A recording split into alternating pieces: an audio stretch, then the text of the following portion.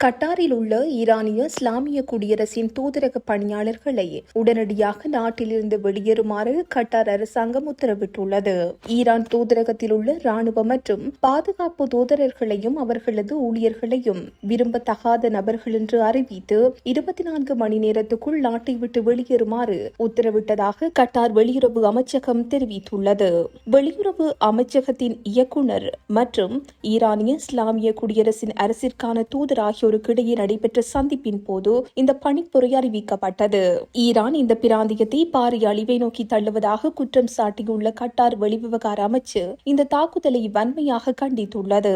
ஈரானிய தரப்பின் இந்த விரோதமான அணுகுமுறை தொடர்ந்தால் கட்டார் தனது இறையாண்மை, பாதுகாப்பு மற்றும் தேசிய நலன்களை பாதுகாப்பதை உறுதி செய்யும் வகையில் கூடுதல் நடவடிக்கைகளை மேற்கொள்ளும் என்று அமைச்சகம் வலியுறுத்தியுள்ளது.